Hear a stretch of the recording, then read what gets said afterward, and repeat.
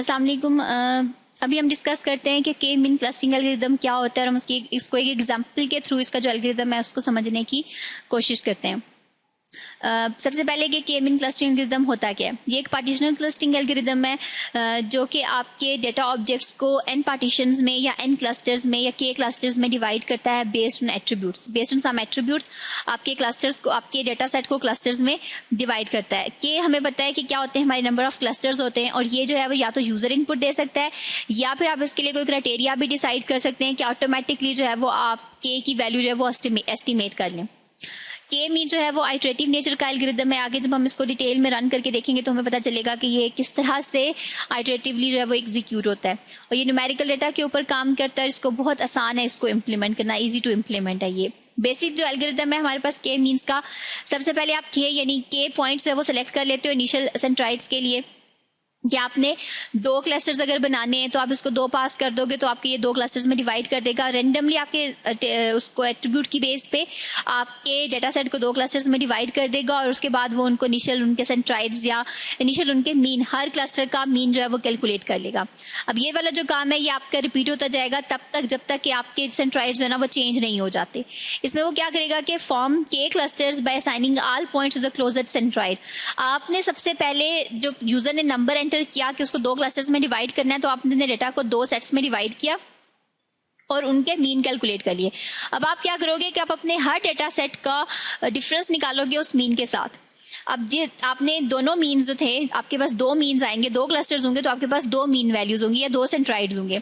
तो आपने अपने डेटा वैल्यू की दोनों सेंट्राइड्स के साथ डिफरेंस कैलकुलेट करना है। अगर वो डिफरेंस कम होगा इसका मतलब कि वो सिमिलर है, तो जिस सेंट्राइड के साथ उसका सिमिलैरिटी ज्यादा होगी आप अपने उस डेटा सेट को, उस क्लस्टर को असाइन कर दोगे और उस जो नया क्लस्टर बनेगा आपने उसका दोबारा से सेंट्राइड जो है वो कंप्यूट करना है और आप ये प्रोसेस तब तक चलाते रहोगे जब तक कि आपके सेंट्राइड्स की वैल्यू चेंज होना बंद नहीं हो जाती। ठीक है, जब तक वैल्यूज चेंज होती रहेंगी तब तक ये आपका जो लूप है ना ये चलता रहेगा। अब हम इसको एक एग्जांपल के साथ देख लेते हैं। पहले हम इसका वर्क फ्लो देखते हैं।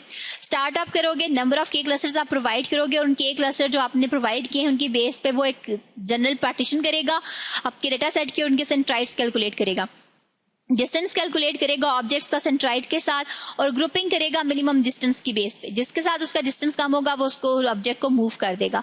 अब आपने ऑब्जेक्ट को अगर मूव कर दिया और मजीद आपका कोई ऑब्जेक्ट मूव नहीं हो सकता या आपके सेंट्राइड की वैल्यू चेंज नहीं होती तब तो आपका एल्गोरिथम एंड हो जाएगा।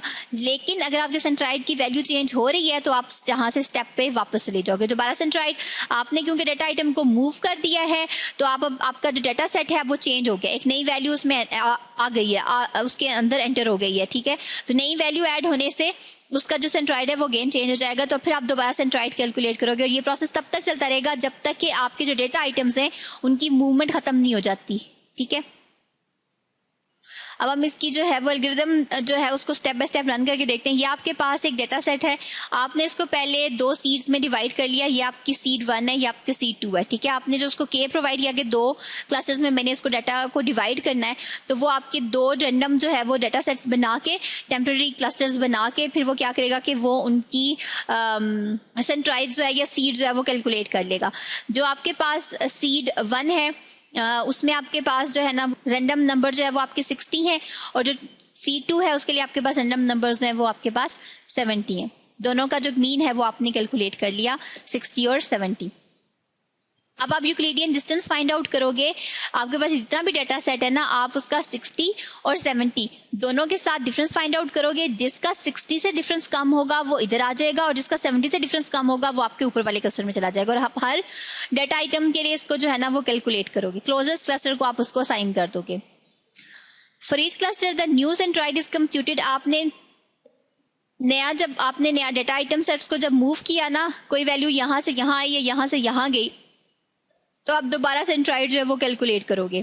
ठीक है, दोनों आपके जो क्योंकि एक में से वैल्यू मूव करके दूसरे में जाएगी तो एक में वैल्यू ऐड हुई है, एक में से वैल्यू सब्ट्रैक्ट हुई है। ठीक है, तो आप दोनों का सेंट्राइड जो है ना वो दोबारा कैलकुलेट करोगे। तो सपोज कि हमारा जो नया सेंट्राइड जो है वो कैलकुलेट हुआ है वो हमारे पास 62.31 के केस में और जो हमारा दूसरा था उसके लिए 68.9 कैलकुलेट हुआ है।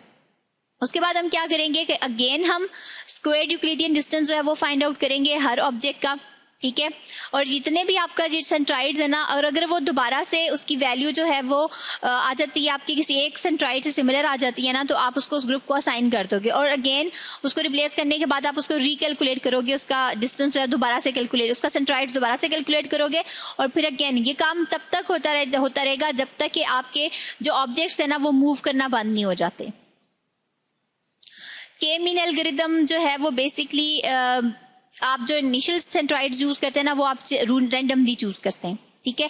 और आपके जो क्लस्टर्स होते हैं ना, जो आपने हर दफा, सपोज आपने एक दफा डेटा सेट लिया, आपने उसके लिए एक रैंडमली आपने जब सेंट्राइड्स चूज किए तो वो कुछ और थे, जब अगली दफा जब आप उस पर के मीन का एल्गोरिथम लगाओगे तो वो और होंगे, तो आपके जो क्लस्टर्स प्रोड्यूस होंगे वो आपके रन टू रन वेरी करेंगे, हर रन में आपके नए क्लस्टर्स हैं वो प्रोड्यूस होंगे। सेंट्राइड हम कहते हैं कि हमारे पास मीन पॉइंट है आपके क्लस्टर का। क्लोजनेस जो है वो हम यूक्लिडियन डिस्टेंस, कोसाइन सिमिलैरिटी या फिर कोरिलेशन वगैरह से हम उसकी जो क्लोजनेस है वो मेजर कर सकते हैं। आपका जो के मीन एल्गोरिथम है ये आपकी कॉमन सिमिलैरिटी मेजर की बेस पे ये कन्वर्ज कर जाता है।